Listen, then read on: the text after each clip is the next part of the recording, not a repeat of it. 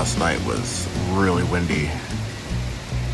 I probably woke up about 7 or 8 times because of the wind, but yeah, it's only getting worse. There's a cold front coming through, so it was 114 degrees in Zion 2 days ago. Now it's probably like 50. I'm not really sure, but yeah, crazy weather up here.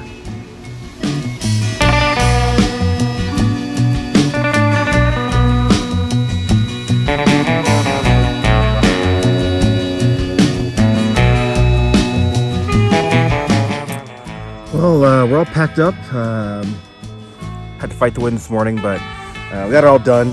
So we're gonna put some coffee in the jet boil real quick and head up 89.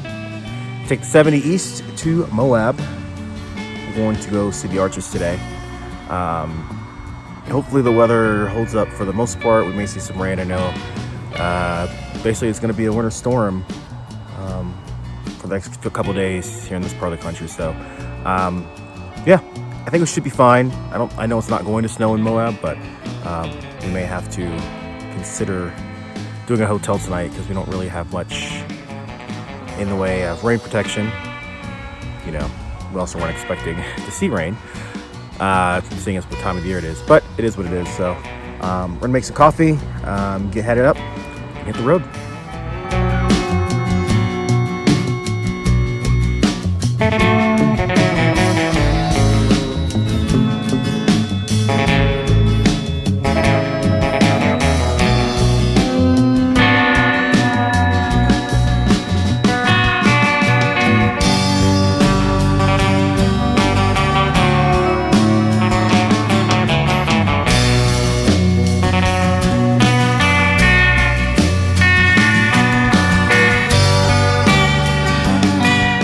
As you can probably see, the wind here is absolutely gnarly. Like I said before, it was 114 degrees in Zion the other day, and now it's a frigid 50. A winter storm is in the area, and Colorado has been painted with snow, and Utah is getting some crazy winds. Looks like we picked a great time to do some camping.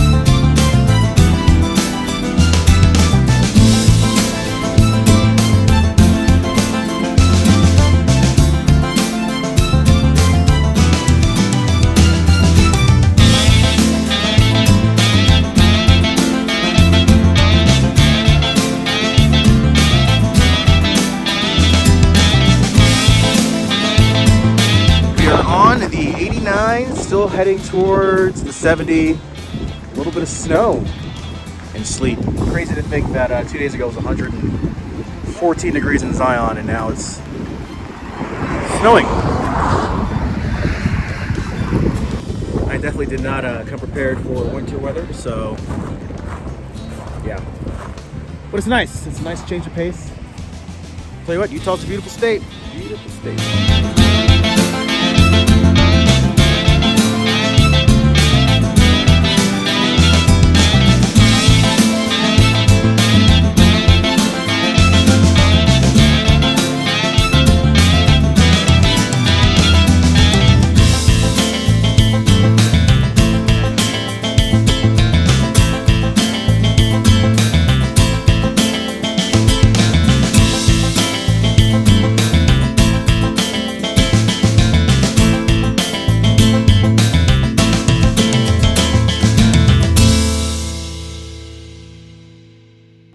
And now we're getting off Route 89 and headed east on I-70 towards Moab.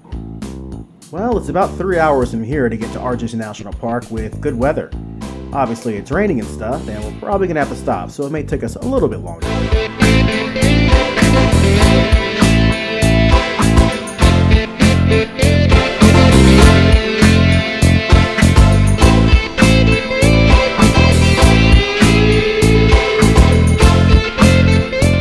Even with all the clouds and rain, it's still a beautiful drive through I-70.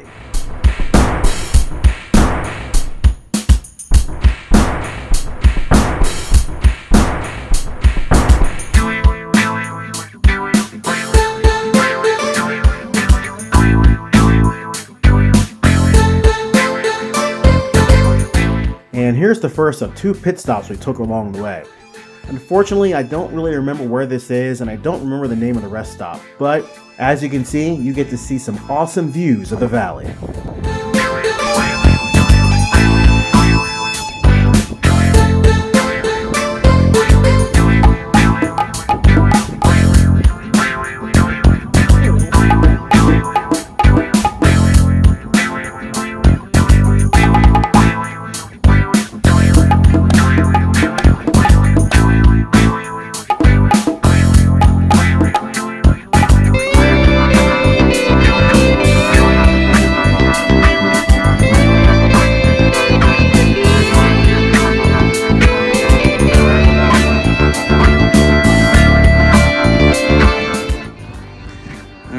Another stop off here at Devil's Canyon. I forgot what the last one was called, but this one has some snow. This viewing area doesn't seem to be as good as the other one. But we're gonna check it out. There's a table out here, so maybe just have to head down here a bit.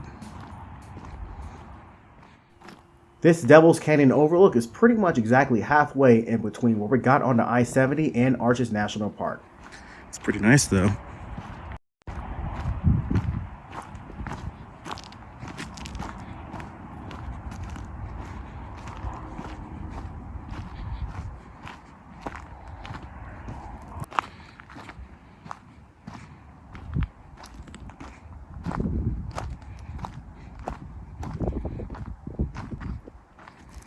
This is like right on the edge.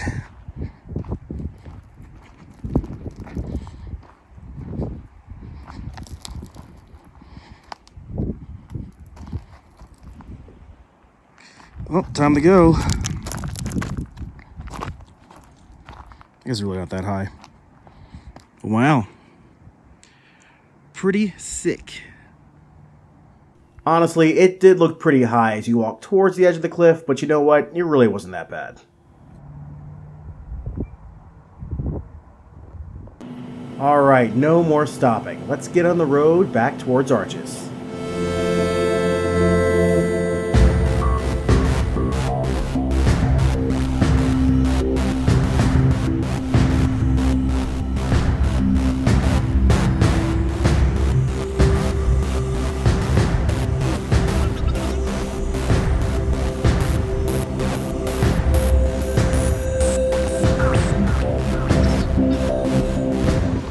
Made it to Arches. Nice rainy Arches.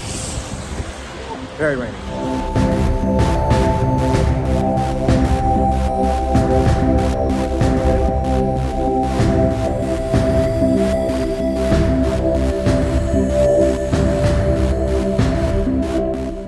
Before actually going into the park, we did stop at the visitor center to get some ponchos and to check out the souvenir shop. At this point, we're starting to think that the rain isn't going to cooperate and we may need to postpone hiking, but we're going to go into the park and give it a shot anyway.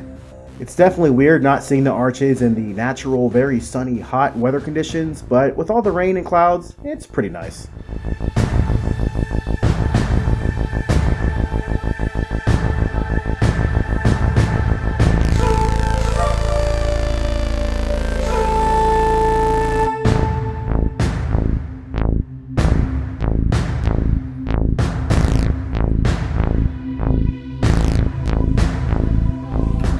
To the right, you can see the road in which we came in on, and you can see a commanding view of the valley below.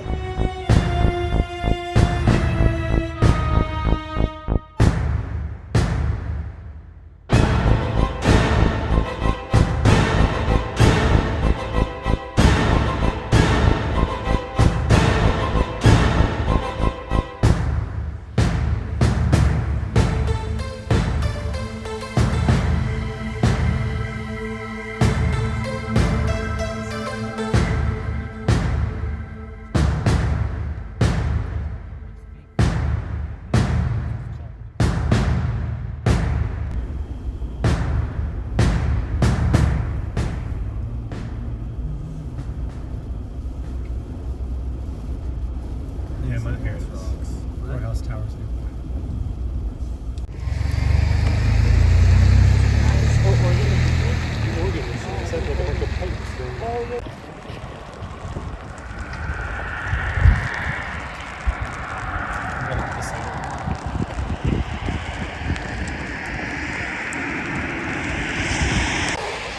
We are in the park now, taking in some views. Still raining, obviously.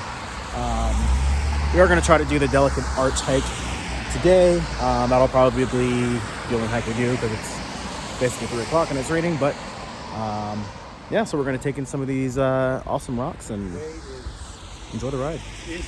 No, those are. Yeah. I want to see what this is. I know, right? Although they might say this is where the former Dallas Rock was.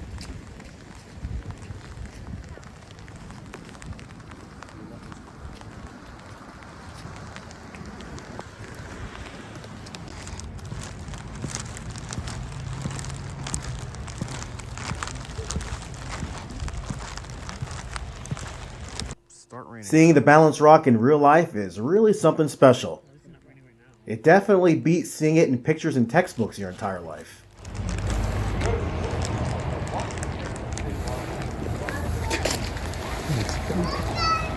It's crazy, isn't it? It's fake.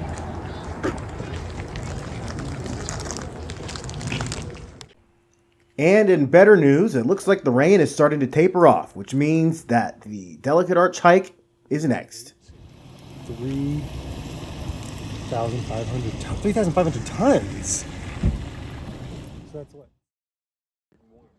And now it's time for the Delicate Arch Trail, the most famous rock formation in Utah, the symbol of Utah. Well, I know. I think I do.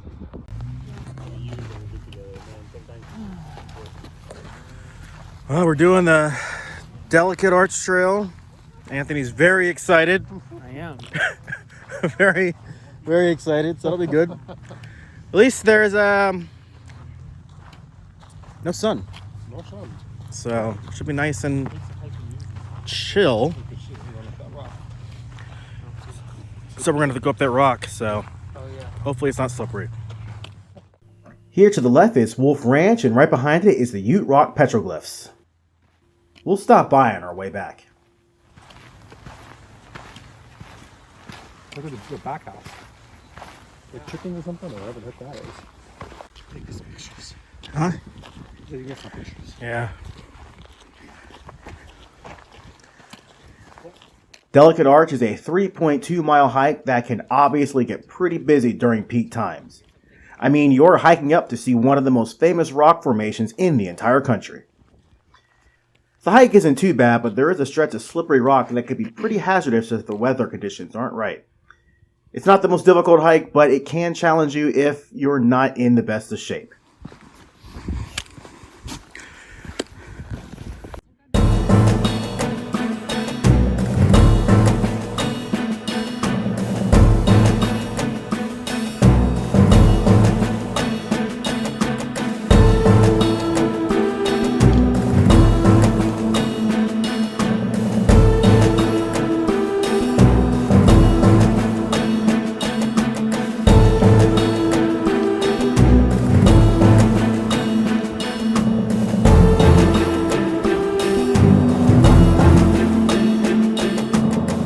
And this here is the beginning of the slippery rock I had mentioned before.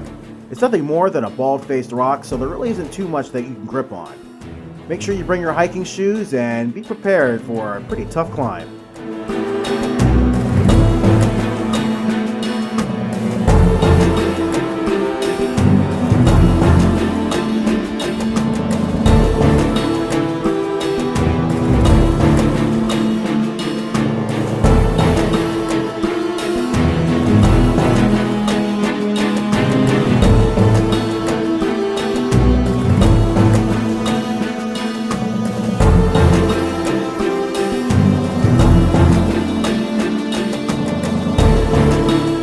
Well, almost to the top. This is probably about the halfway point of the trail.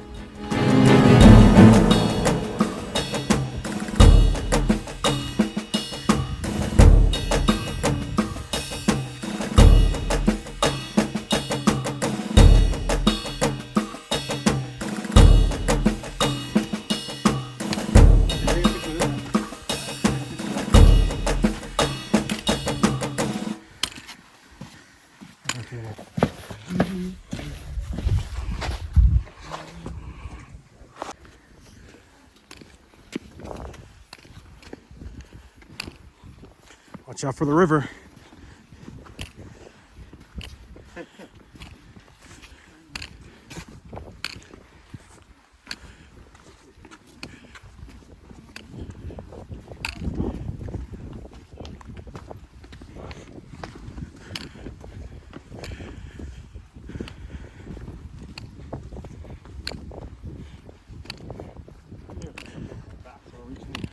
Yep.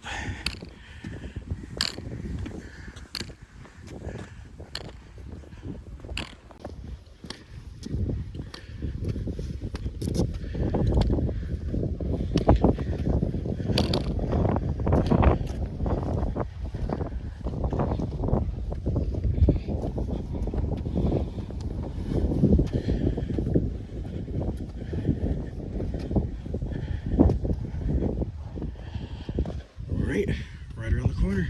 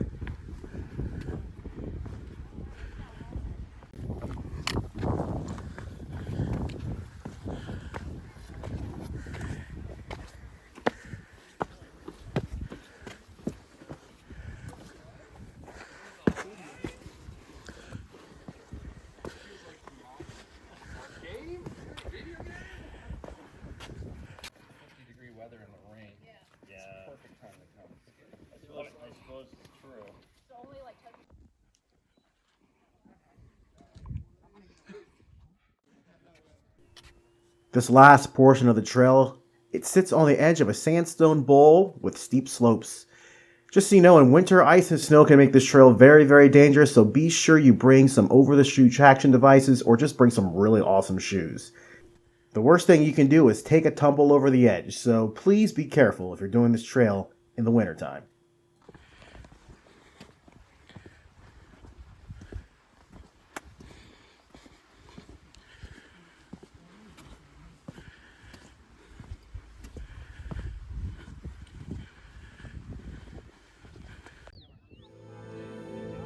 And here she is, the Delicate Arch.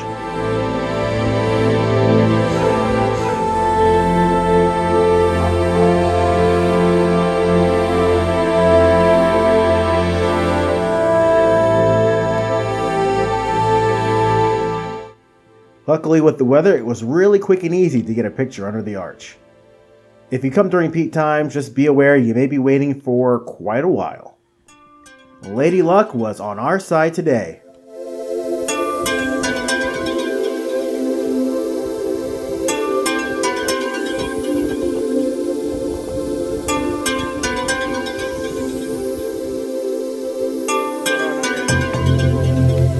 It's getting late, so after getting a few pictures of the Delicate Arch, we decided to make our way back.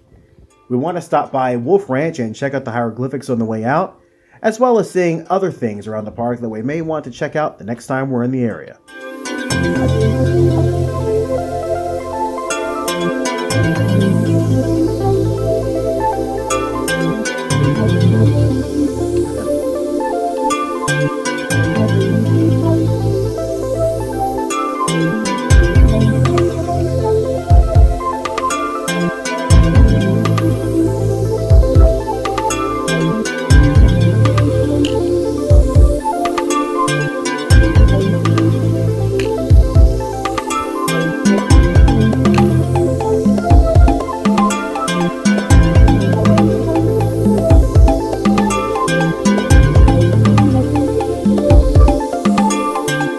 Well, we finished up at the Delicate Arch. Now we're gonna go check out the petroglyphs real quick before heading back to the car.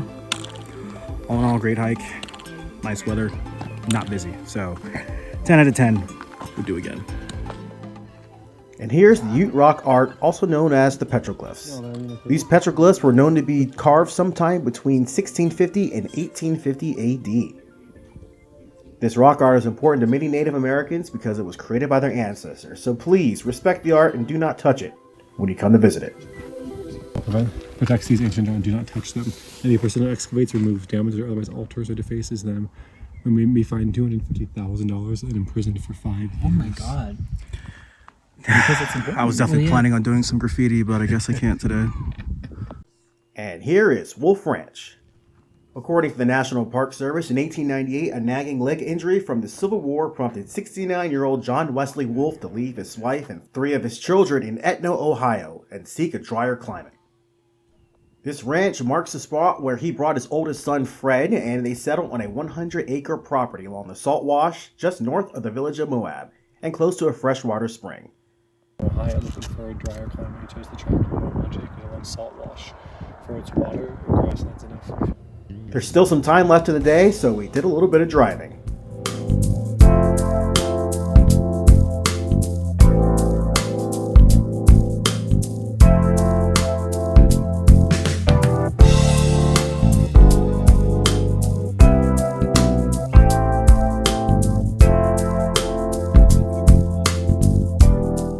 For the final stop in Arches, we decided to do the Devil's Garden Trail.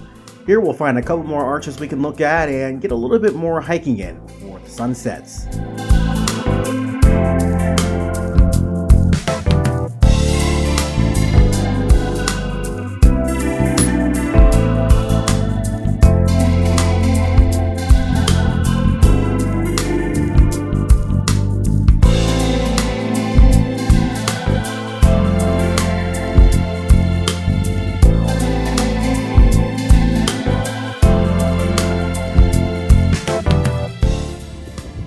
Miles. Should be coming right up.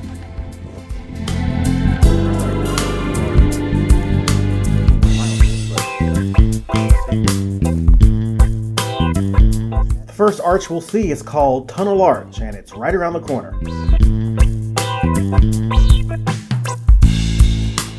There we go. For some reason we thought we could walk through Tunnel Arch, but there it is. Well, it's definitely too bad you can't walk through Tunnel Arch, but it's still a pretty good view from here.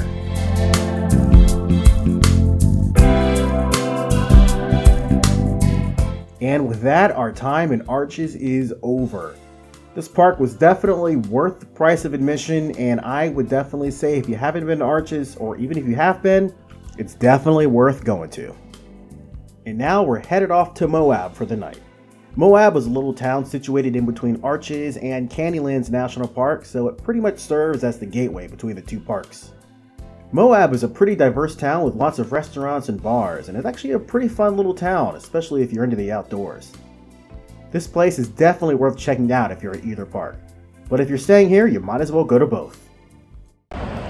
So, after finishing up at Arches, we are staying in Moab tonight. We were going to drive to Grand Junction, but tired of driving, and Ian made the executive decision to just stay here in Moab. So we're gonna hang out, get some drinks, have some beers. I guess that's the same thing, eat some food and hang out. Staying at the Motel 8.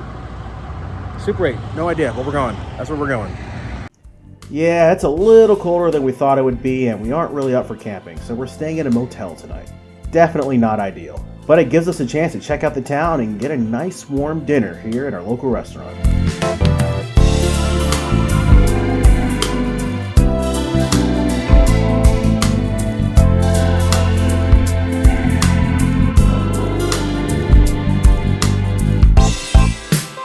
With that, this ends this portion of the trip.